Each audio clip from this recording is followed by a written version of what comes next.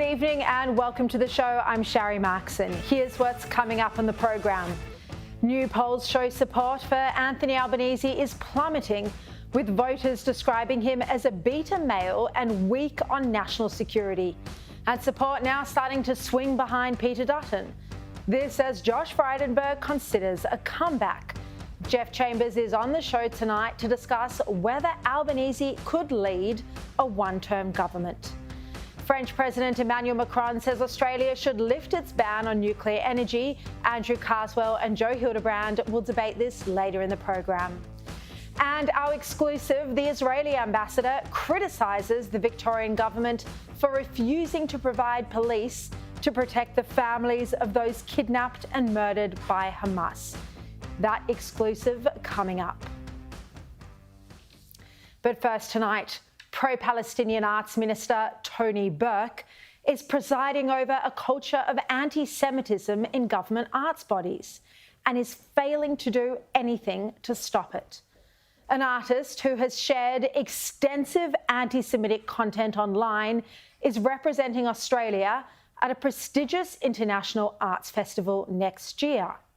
Archie Moore was announced earlier this year as the solo artist chosen to represent Australia at the Venice Biennale next April.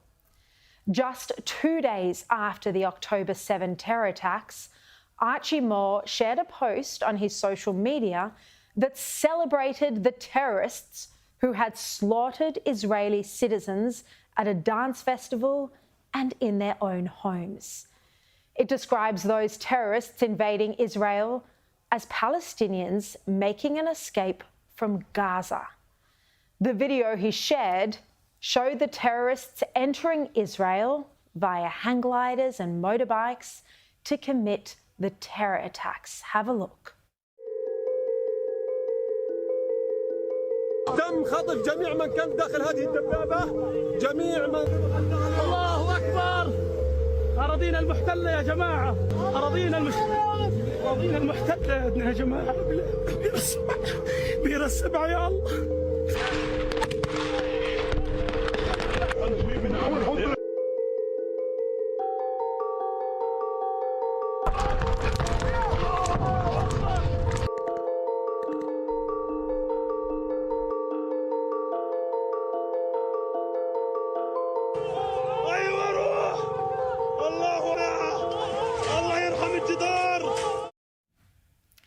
That disgraceful video shared by Archie Moore, the man chosen to represent Australia at a prestigious arts festival.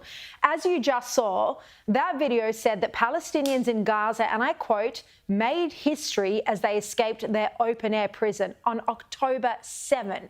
Instead of mentioning the brutality of the terror attacks, it shows the emotion of the terrorists returning to Israel. It talks about how during Operation Al-Aqsa Flood, which, as you know, is what Hamas caused the October 7 attacks, it says they overwhelmed Israeli checkpoints and neighbourhoods. It doesn't say that they murdered 1,200 innocent Israeli citizens in cold blood. No mention of the brutality. This video that Archie Moore shared is a pure celebration of the October 7 terror attacks. There's no other way of looking at this video other than to say that it's an endorsement of those terror attacks. And it's far from a one-off. Archie Moore has posted dozens and dozens of anti-Israel and anti-Semitic content. He also shared this post on October 8 that called the Hamas terrorists freedom fighters. As you can see, the post says, so Ukrainian civilians defending their families are freedom fighters, but Palestinians in Gaza doing the exact same thing are terrorists, ? And then there was this post from October 8, the day after the attacks, which again celebrates the terrorism. It says, and I quote, buildings in the Iraqi capital Baghdad are decorated with the Palestinian flag and the banner Al-Aqsa Flood, the name of the current battle by the Palestinian resistance against the Israeli occupation. So again, that is celebrating on October the 8th the day after the worst slaughter of Jewish people since the Holocaust. And he's celebrating it, sharing a post where it's called a resistance. Archie Moore also shared videos from the Sydney Opera House protest. There are dozens of vile posts, too many to show you now, but you get the picture of the extensive anti-Semitic content that he's been sharing online. Now, these views couldn't have come as a shock to the government agency Creative Australia, because Archie Moore has been posting anti-Israel content long before October 7. On Facebook, he posted this in February last year that says, "Make Israel Palestine again," clearly calling for the destruction of Israel. All of this anti-Semitism, particularly the celebration of the October 7 attacks, right afterwards, before Israel had taken any military action in response, this is unequivocally, absolutely unacceptable. This artist should not be representing Australia. He should not be receiving taxpayer funding. The body that's funding Archie Moore to represent Australia overseas at this international arts festival is the government agency Creative Australia. And it has failed to address this issue. It hasn't done anything at all. It continues to support an artist guilty of appalling anti-Semitism. Now, Venice Biennale is considered the Olympics of the international art world. For an Australian artist, it's the pinnacle of their career. On its website, the agency says that this is a career-defining opportunity for artists and curators, and it offers a high-profile international exposure to new audiences and markets in a global context. Now, another senior figure at Creative Australia, and this is the Venice Biennale project manager, Tamina Maskinya, well, she shared a post on social media that says, and I quote, "I hate that the West makes Palestinians have to talk about Judaism and anti-Semitism at all. Palestinians didn't pick the identity of their occupiers. I wish the media collectively shifted the narrative away from white Jewish fear toward the 75-year struggle for Palestinian liberation." It's just extraordinary. The project manager of the taxpayer-funded Venice Biennale doesn't care about anti-Semitism. It's unbelievable, that post, talking about white Jewish fear. Well, many Israelis, by the way, are not white. They have the same skin colour as Palestinians. It's just racist. It's appalling. Now, we understand that after a complaint was made about this post, Tamina then made her account private. We contacted her through Creative Australia today, but have had no response. Well, let's have a look at the leadership of Creative Australia. Well, the deputy chair is Tony Burke's friend, Wesley Enoch, who my colleague Andrew Clennell revealed yesterday was handpicked by Burke to take that position in August. Enoch was the director of the play The Visitors, and he's defended the Sydney Theatre Company actors who staged this protest in Canberra. This is a statement from the cast of The Visitors on the situation in Gaza. We can't help but see the parallels between our story and theirs. So we stand here and share our grief of the situation in Gaza. You came to hear our story, but this story is still happening. And let your love and your heart rage and demand more from our leaders in this country. Make them do their job. And that's not what audiences went to see when they booked tickets to the play, but Wesley Enoch, Tony Burke's hand-picked appointee, well, he defended this protest, telling Nine newspapers, and I quote, "I think it's the responsibility of every individual to have a position on important issues in the world, and for you then to act upon those, where and how you act upon them is absolutely up to you. I'm not here to tell people what they can and can't do in this way. I know what we did." He was the director of that play. Now, Tony Burke also defended the right of these actors to protest, and it led to this criticism from opposition leader Peter Dutton today. The insensitivity of some people and getting actors who want to pretend to be politicians, nobody's going to pay to go and see that, and nobody should go to pay and see that. And I think Minister Burke has been so mealy-mouthed in relation to his response. It just continues the fact that this government speaks out of both sides of its mouth when it comes to this very important issue. There is no room for, for the sort of walking both sides of the street that we've seen here from the government. These actions need to be condemned, because otherwise the broader community, including those people who are chanting at the Sydney Opera House, feel encouragement for the hate that they continue to harbour. And those are strong comments from Peter Dutton, and that's before he's seen our exclusive story tonight, which takes this even further. Now, Tony Burke himself is pro-Palestinian and anti-Israel. Remember, he didn't disavow the ABC of the notion that Israel was committing genocide. I've heard people describe it as a genocide. Do you see it that way? I prefer to provide the facts as I just did, and I think your listeners will find their own words to be able to describe it. I think when we go straight to do we use this word, do we use that word, we end up in an argument about linguistics. What I want to talk about is what's happening to individuals. Creative Australia is the government body responsible for distributing $200 million of taxpayer funds across 4 years to artists and art organisations. And Archie Moore was personally applauded by Tony Burke when he was selected to represent Australia earlier this year, with Burke saying, "You only have to look at the installation work of Archie Moore to imagine what a perfect choice this is for Australia's exhibition at the Venice Biennale, and how perfect the Australian Pavilion is to host this work." He said opportunities like these help us to understand more about ourselves as Australians, more about each other, and help the world get to know us. Well, if someone who is capable of such anti-Semitism is representing Australia, well, let's hope the world doesn't get to know Australia through that prism. We asked Tony Burke today whether he would still stand by Archie Moore representing Australia, even though he has shared horrifically anti-Semitic content.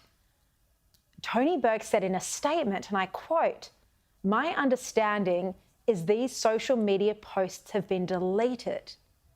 I actually can't believe that that is Tony Burke's response. My understanding is that these social media posts have been deleted.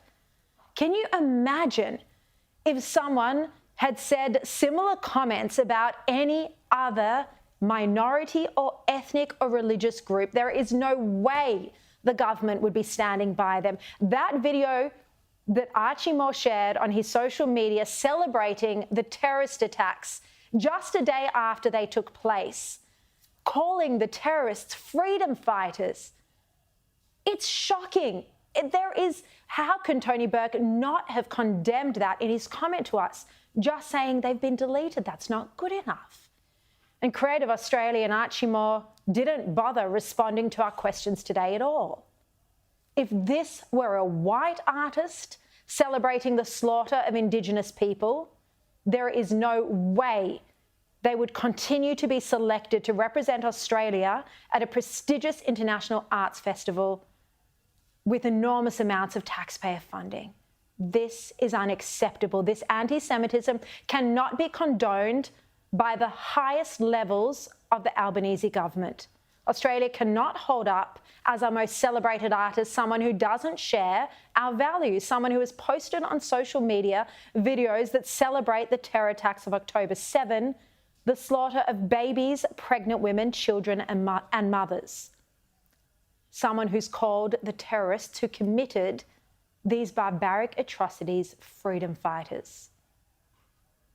These attacks, the worst loss of Jewish life since the Holocaust, are tragic and devastating. Our leaders and our government agencies need to be unequivocal in making it clear that hatred of Jews like this is unacceptable. They can't celebrate people who express clear anti-Semitic views.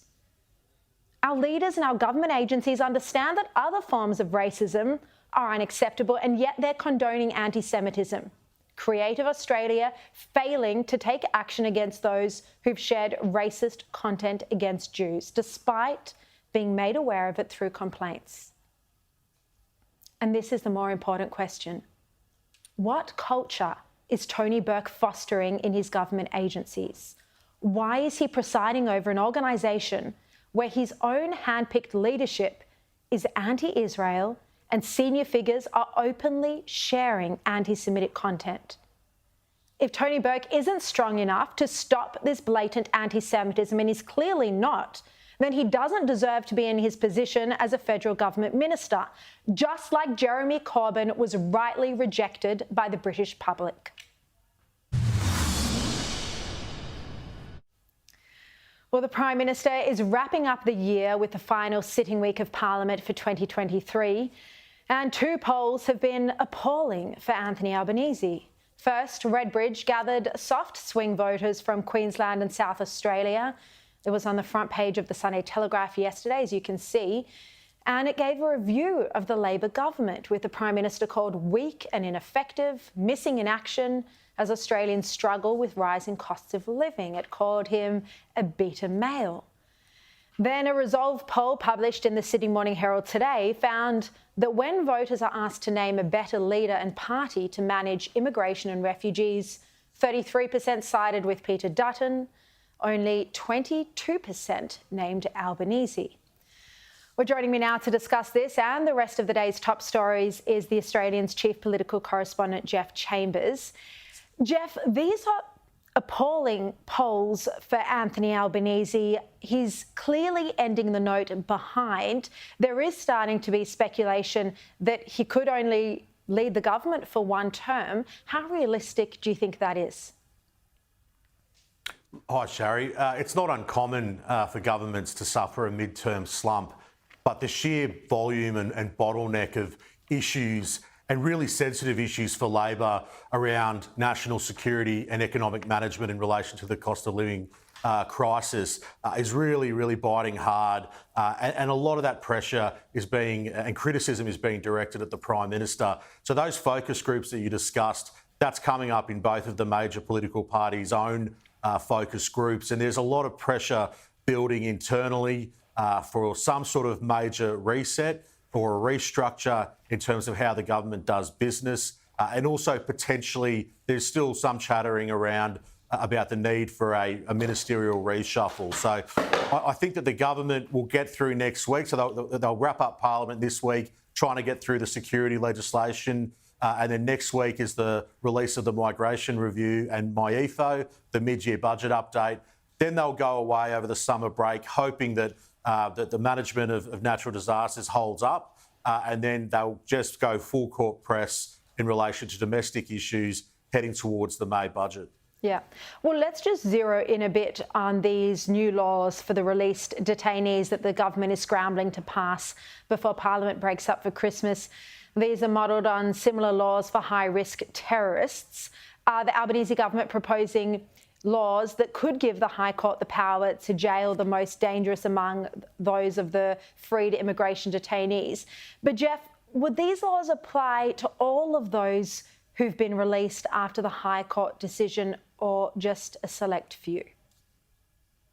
So this is the big question from the coalition. So they got to see the legislation at 10 o'clock this morning. The legislation has been released ahead of its being tabled into Parliament on Wednesday. We also learned today, concerningly, that the vast majority of these 148 detainees have committed serious violent or sexual crimes. And the question goes to, does the legislation set the bar too high in relation to state and territory courts and judges who will determine, make decisions around detention orders and also monitoring orders? And I think that's the real question mark, is in terms of the Immigration Minister, how many of these 140 cases will be brought and how swiftly will they be done? And the coalition urging Anthony Albanese, when he sits down with the state and territory ministers at a national cabinet meeting on Wednesday, to bring them along with this journey to ensure that their systems are in place to get these people either back in detention or under surveillance. All right, let's have a look at the climate conference. We've seen overnight that French President Emmanuel Macron says Australia should lift its ban on nuclear energy. Here's what he had to say.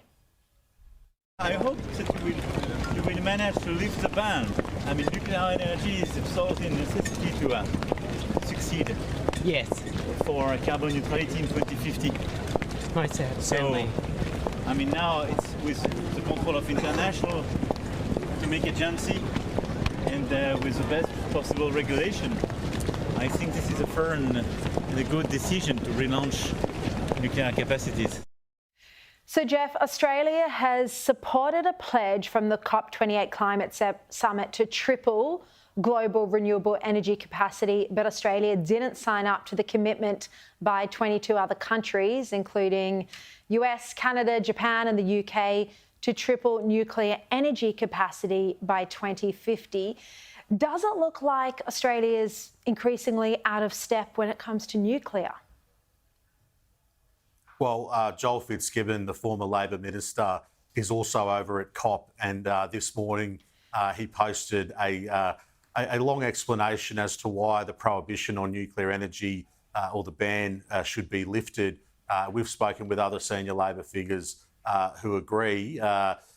Basically, the whole proposition of getting to net zero by 2050, it's a huge, ambitious target. And it's pretty clear from John Kerry in the US, Joe Biden, the UK, our key AUKUS partners and others, that without nuclear in the grid or as part of the mix, there's no way in the world that this target will be met. But Ted O'Brien will head over to Dubai tomorrow. Chris Bowen heads over on Wednesday, and there'll be a bit more argy-bargy around this nuclear debate. There's also a debate that Chris Bowen will have to negotiate in relation to a push to phase down unabated fossil fuels, which would obviously have a big impact on Australia's exports. So I understand that we haven't come to a decision as a country.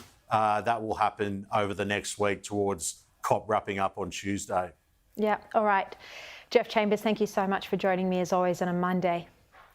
Now, coming up on the show, our second exclusive for tonight, the Israeli ambassador criticises the Victorian government for refusing to provide police to protect the families of those kidnapped and murdered by Hamas. His rare rebuke coming up.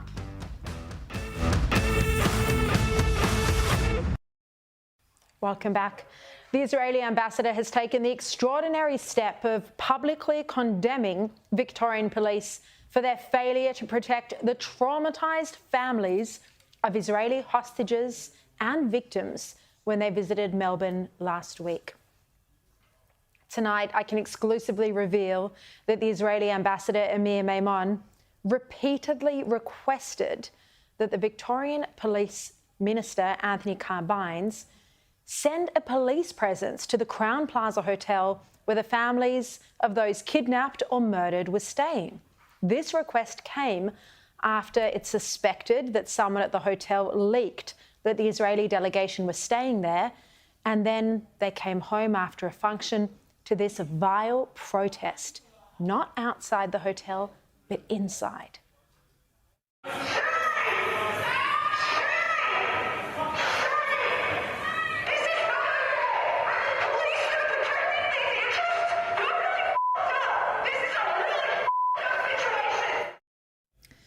And there were fake babies with fake blood on them that were thrown at their feet. The Victorian Police Minister, Anthony Albanese, refused the Israeli ambassador, Emmanuel Macron's request. He spoke to the Victorian Police Minister twice on Wednesday night, repeatedly requesting that police officers be deployed on the spot until the delegation departed, but he refused. Police failed to do this. They said they were still making inquiries. By comparison, I understand New South Wales Police were very quick to respond and provided close security throughout the delegation's stay in Sydney, right up until they departed for Israel. Now, I've been given this statement from the embassy. Ambassador Macron expressed great disappointment at the inadequate response of the Victorian Police and the lack of sensitivity to the family members who are grieving their loved ones. Again, and I already made this point last week, but there's no reason to protest family members whose loved ones have either been murdered. And we spoke to a mother on Thursday night on this program. Her son, Segev, had been killed in the music festival. Tully was very emotional, shed tears. I know many of you cried along with me. Why would you be protesting a grieving mother like this? There's no reason. Now, the Victorian police also didn't lift a finger when neo-Nazis protested in an intimidating fashion on the main street in Ballarat on the weekend. And a warning, if you haven't seen this already, it's triggering. Australia for the white man! Australia for the white man! Hail victory! Hail victory! White man! Fight back! White man! Fight back! White man! Fight back! Police did nothing to protect citizens, and Peter Dutton today said that the police should have taken strong action. Nobody expects the police to operate outside of the law, but everyone expects the police to operate in accordance with the law. And the fact is that people have committed offences and prosecution should take place because there should be a message of deterrence to others. Had there been arrests at the Sydney Opera House, would we have seen the events at Caulfield? If there had have been a deterrence of the events at Caulfield, would we have seen the intimidation that we're seeing in society at the moment? And his point is right. Without police action against people who intimidate Australians, protesters are becoming more and more emboldened. People know that they can walk the streets threatening Jewish Australians and others, and that there'll be no consequences whatsoever. And by the way, this isn't just happening in Australia, it's global. Look at this disturbing vision that I'm about to show you from the prestigious University of Pennsylvania, where thousands of young students took to the streets, and you can actually hear them chanting Intifada. Listen to this. I think they're saying Israelis must give. I don't know.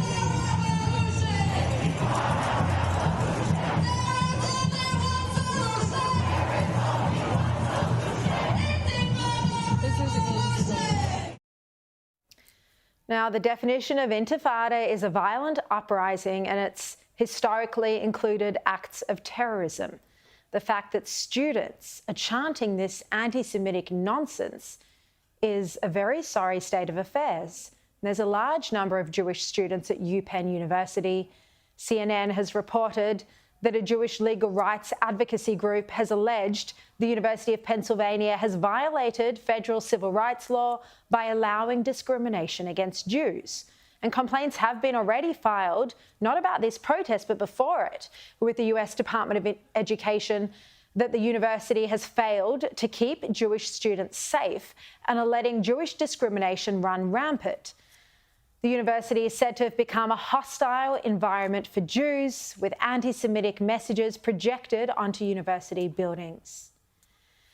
Now, turning to the situation in Israel, as you know by now, the ceasefire is over after Hamas breached it on Friday afternoon. And Israel is now returning to the war, to its elimination of Hamas. It's going to be expanding its ground operations in other parts of Gaza.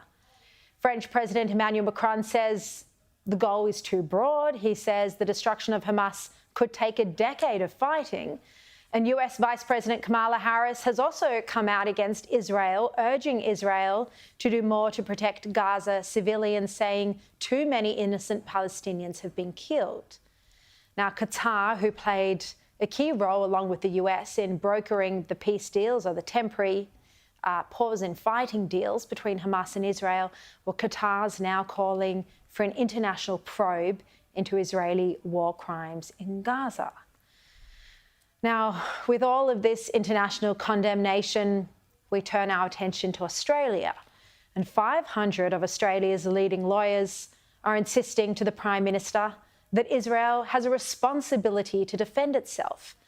And it warns the Prime Minister against incorrectly interpreting international law to suit a pro-Palestinian narrative.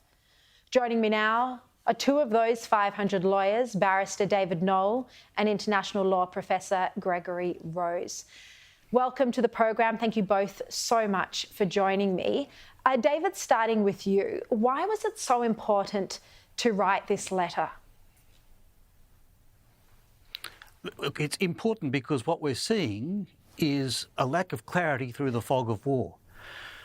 We really do need to understand that Israel is engaged in self-defence and is assiduous in making sure it complies with the laws of war as it conducts its necessary effort to remove Hamas and indeed Islamic Jihad and their accomplices, all of whom have threatened to repeat the events of 7 October.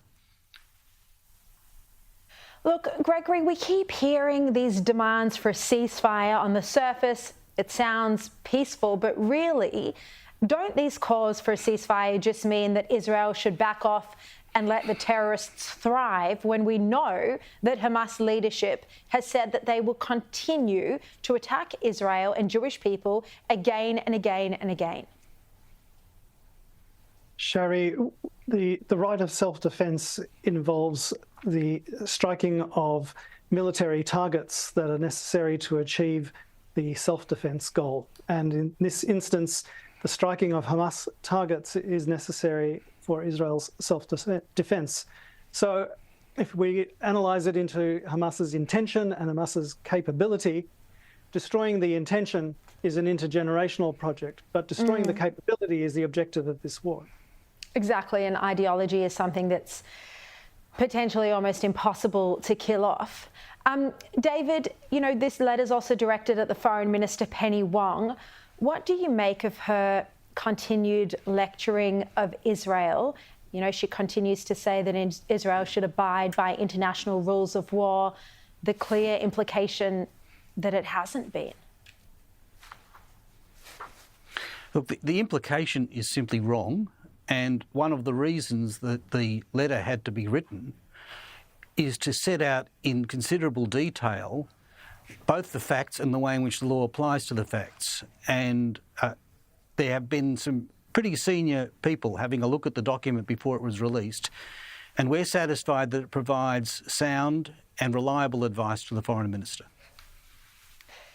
Gregory, it seems in this war that every second journalist on the ABC, at The Guardian, at other left-wing media outlets are suddenly an expert on international law, and it's always Israel that's breaking the international law.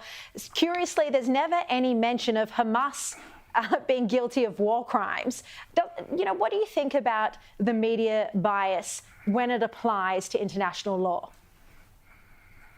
Well, international law is a political construct to a large extent, and we see the politics in action here. You mentioned Qatar in your introduction, and of course Qatar not only funds Hamas but Al Jazeera, and Al Jazeera stringers are used by other news services like Reuters and BBC. So there's the effective use of Qatar's soft power in order to create psychological operations, disinformation, and to undermine Israel's self-defense effort. It is possible to destroy Hamas's capacity, but the urging of a ceasefire would prevent that from happening. Yeah, absolutely. Well, Gregory Rose, David Noel, well done to both of you and to the 500 plus lawyers who have signed this letter and sent it, because you truly are experts on international law, unlike all of the biased journalists. Thank you so much for your time. Now, coming up, new polls show support for Anthony Albanese is plummeting, with voters describing him as a beta male and weak on national security. This as reports that Josh Frydenberg is considering a comeback. Joe Hildebrand and Andrew Carswell will join me to discuss after this quick break.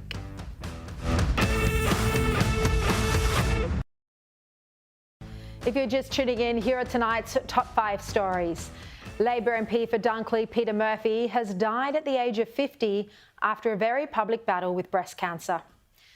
Tonight, we exclusively revealed that Victoria Police refused a request for help from the families of Hamas hostages after the horrific Melbourne hotel protest. The Israeli Defence Force announced they will expand their Gaza ground offensive to cover the entire strip after Hamas breached the temporary ceasefire. The US Pentagon says one of their warships was attacked in the Red Sea by Yemen Houthi rebels. And a new law is being proposed in the UK that would strip the Duke and Duchess of Sussex of their royal titles, as the palace looks into legal action over the royal racist accusations. Well, after more than a year of rising cost of living pressures, it seems Anthony Albanese isn't ticking the competency box for many voters. In a Redbridge review of the Labor government this year, soft-swinging voters from Queensland and South Australia called the Prime Minister weak and ineffective. They said he was a beta male, this particularly on cost of living issues.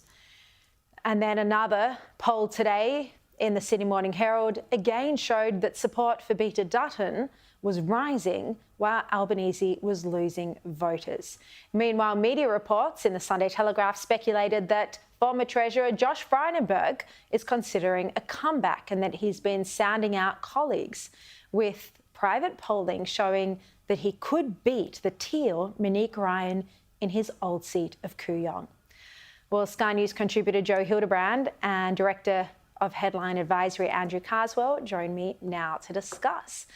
Joe, great to see you. Look, this report about Josh Frydenberg considering a comeback just at the time when it looks like Anthony Albanese is struggling, a second term is no longer a guarantee. What do you make of these reports? It's interesting. I think it's something that Frydenberg has been considering, has always had in his back pocket, if you like. They say that every politician has a leadership baton in their knapsack, and I don't think that's something that ever went away for Josh.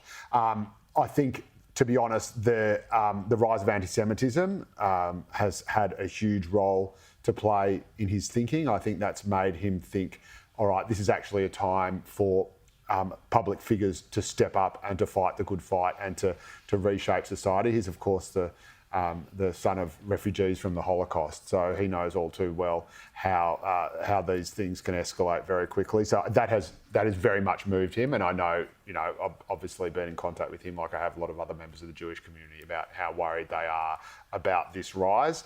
So I'm not surprised at all by this. It does present a bizarre challenge for Peter Dutton, I suppose, because immediately, I think Josh Frydenberg is the best chance of beating a Teal, a Liberal beating a Teal in a Teal-held seat.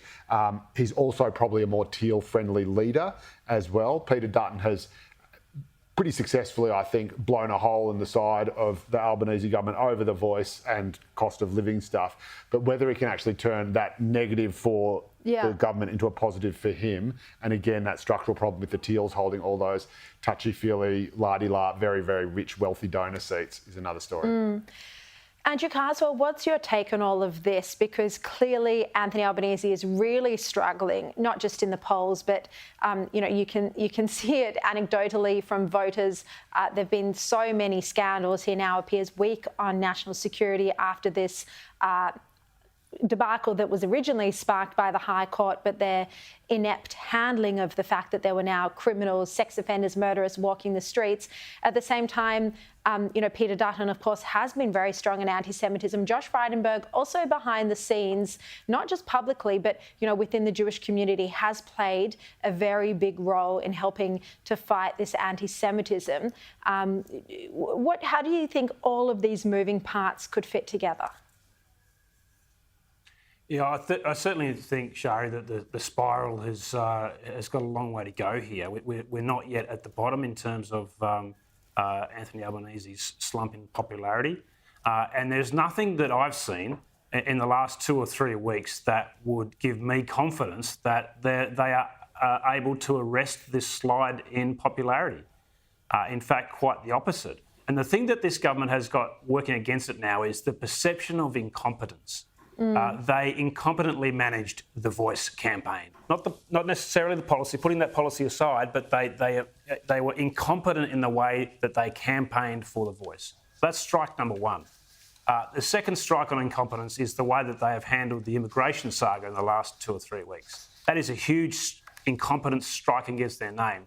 So we're waiting for that third one. And, heading into the Christmas, New Year period, you do not want to put a foot wrong that would confirm in people's mind that you are an incompetent government, or head into next year and start on the wrong foot, because that's going to solidify that belief that this government cannot maintain its position or affect change through policy. So there's some real concerns here on Anthony Albanese's ability to guide Labor through this emerging crisis.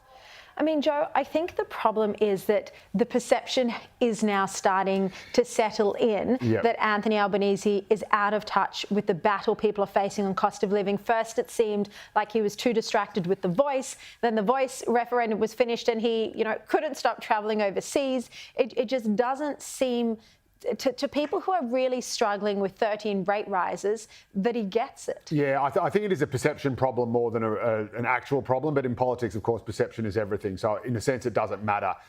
My advice to the government would be to launch a big cost of living relief package before Christmas. You do not want voters... They can't do that with inflation the way it is. There are ways you could do around it. So, if it was a petrol tax relief, for example, there's debate about whether that would actually be inflationary. It would probably just save people money at the Bowser and stop the price of petrol feeding into the price of everything else. So it could actually be deflationary, potentially, or rather... not make inflation rise as much as it otherwise is.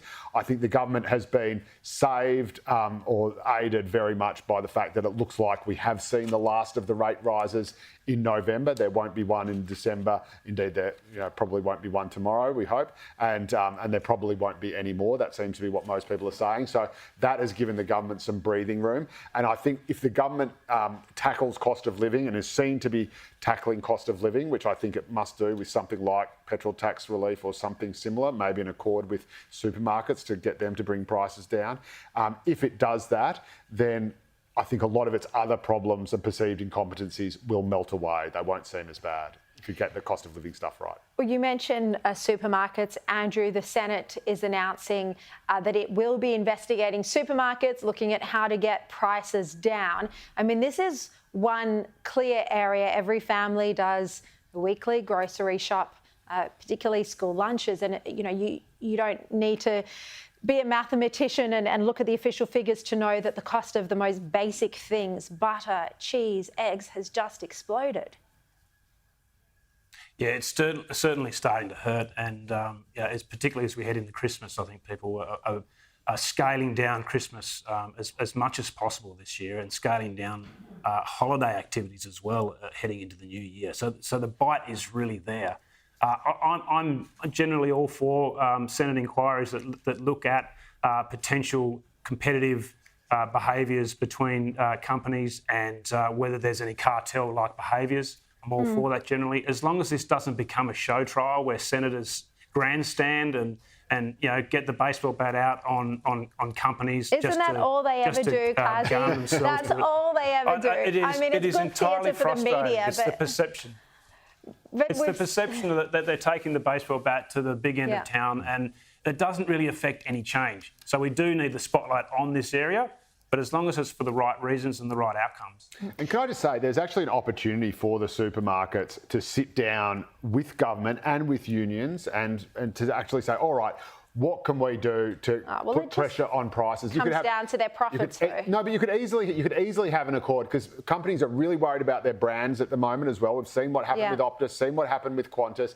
Imagine Coles and Woolies, which pride themselves on being great Australians, sitting down. They call for wage restraint from their workers. Well, why not sit down with someone like Andrew Charlton or a minister of the government and say, right, let's get a new prices and wages accord where we will have wage restraint here on this end. They'd be dealing with the very reasonable Shoppers Union, and you absorb some of those prices into the bumper profits that you've already made during COVID lockdown. Yeah, those profits were massive during COVID. Huge. Now, Joe, I really want to ask you about this exclusive I broke at the start of the program tonight, that Tony Burke, anti-Israel, pro-Palestinian arts minister, is presiding over a culture of anti-Semitism in his government departments. I showed the evidence of the artist selected to represent Australia at the Venice Biennale. This is considered the Olympics for the arts community, a very prestigious arts event. He's the solo artist representing Australia in April next year, and he has shared horrific anti-Semitic content online, including a video that he shared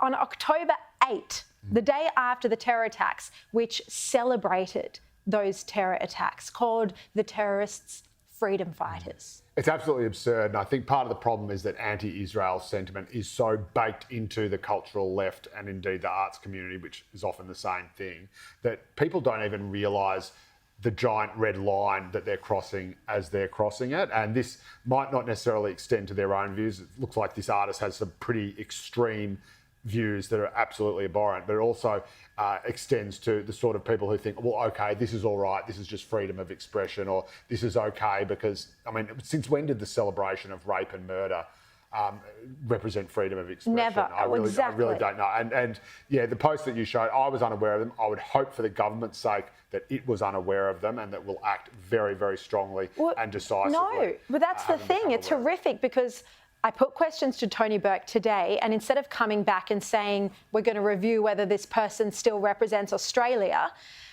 he just said, oh, the posts have now been deleted. That was Tony Burke's response. That is unacceptable. That is disgusting. If there was racist content shared by a white supremacist against Indigenous people, there's no way that person would still be given taxpayer funding to represent Australia. But then when it comes to hatred towards Jews, I say somehow... on Twitter that I'm enraptured with joy by the rape and murder of innocent women and children, but then delete that post. Everything's fine, according to Tony Burke. This is genuinely... I think you'll find this is genuinely unacceptable. As attention ramps up, they may have to review that. And look, if you've just tuned in and you missed my editorial at the very start of the show, head to the Sky News website, skynews.com.au, and if it's not up already, it will be shortly.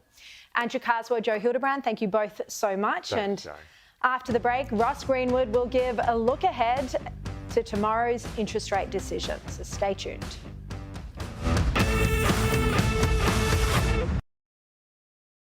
Welcome back. Well, the RBA is expected to spare mortgage holders another rate hike tomorrow. Business editor Ross Greenwood joins me right now. Ross, great to see you again. Look, we are seeing inflation come down slightly, but the predictions are that it still might not get back to that target zone, the target band of 2 to 3%, even by the end of 2025. So how confident are you that the RBA is going to hold off on another rate hike tomorrow, and then, you know, what do you think is going to happen next year? Well, I think there's enough evidence out there right now, with inflation having come down more than expected just in this last monthly print, that they can wait and have a look and see what the quarterly inflation rate does. That said, there's a real issue in Australia that now inflation has escaped from being purely imported goods and commodities that have risen in price, which is what happened when Russia invaded Ukraine and really disrupted all of the supply chains around the world. Right now, you know, as the Reserve Bank Governor herself has indicated, inflation is now becoming something of a homegrown problem. Yes. And that being the case, of course, Australia didn't go hard enough with interest rates quickly enough to really try and crush that homegrown inflation.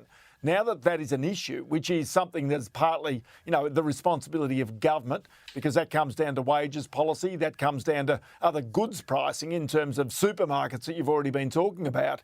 It really is now a situation that the consequence of that is that interest rates will stay higher for longer for Australians as compared with many other parts of the world, with the United States expecting interest rate cuts as early as the first half of next year, whereas Australia might not see them until 2025. I mean, this is also, though, a political problem for the Albanese government because, you know, Anthony Albanese and his ministers can no longer blame COVID supply trends. They can no longer blame global factors. If, as you say, inflation is coming down faster globally than it is in Australia, if the RBA says that it's a homegrown problem now. What do you think the Albanese government needs to do to address this?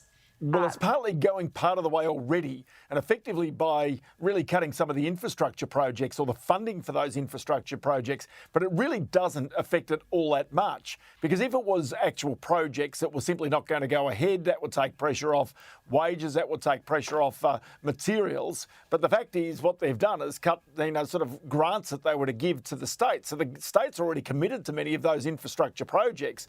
They'll just go ahead and incur even more debt, and they're already cash cash-strapped anyway, many of the states.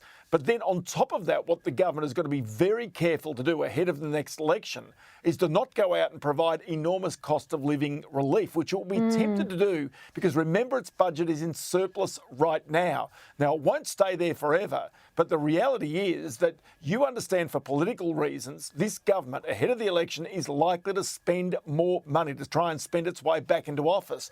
That is only going to add to inflation, and that is only going to add to this story that rates here, interest rates, will stay higher for longer.